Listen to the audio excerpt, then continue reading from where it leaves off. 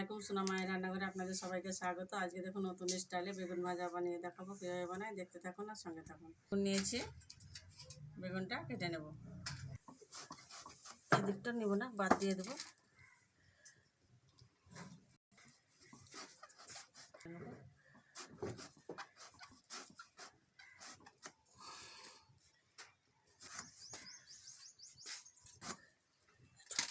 বাদ দিয়ে দেবো। বেগুনটার ভিতরে পোকা আছে বন্ধুরা, এটা নেব না, নিয়ে পরিষ্কার করে নেব।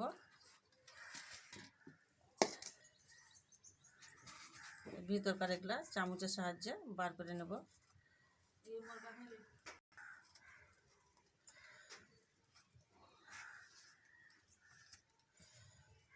এইভাবে বের করে নেব সবগুলো। করে নিয়েছি ভিতর থেকে এগুলা ফেলে দিব না, এগুলা ছোট ছোট করে কেটে নেব।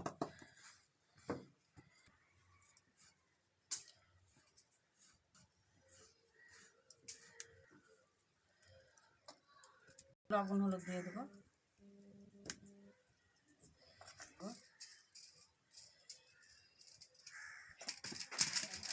ডিম নিয়েছি আর বেগুনের ভিতরের অংশটা জিরি জিরি করে কেটে নিয়েছি। দিয়ে দেবো ধনে পাতা কুচি, লঙ্কা কুচি, হলুদ দিয়ে দেবো হালকা করে, জিরে গুঁড়ো, ধনে গুঁড়ো, লবণ,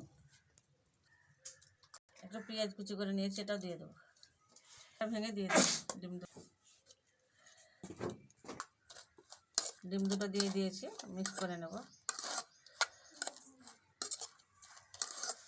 কড়াই দিয়েছি, কড়াইটা বসিয়ে দেবো। কড়াই বেগুনগুলো বসিয়ে দেবো। এই মিশ্রণটা দিয়ে দেবো ভিতরে।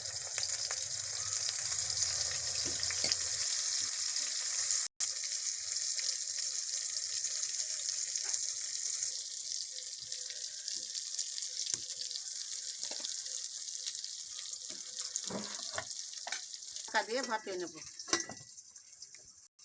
ঢাকাটা খুলে দেখে নেব, উল্টে দেবো। কত সুন্দর হয়েছে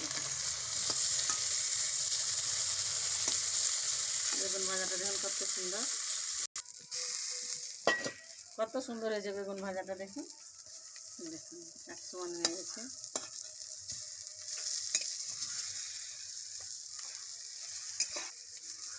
বেগুনটা তুলে নেব। দেখুন কত সুন্দর, দেখুন আর একবার ভেজে নেব।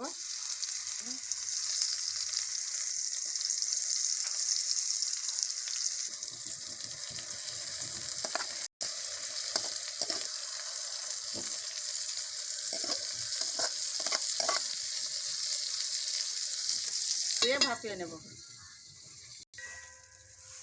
উল্টে দেবো।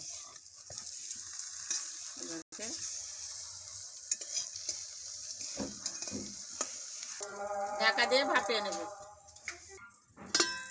বেগুনটা হয়ে গেছে, কত সুন্দর হয়ে গেছে, দেখুন ভাজা হয়ে গেছে, সিদ্ধ হয়ে গেছে বেগুনটা। এই যে তুলে নেব।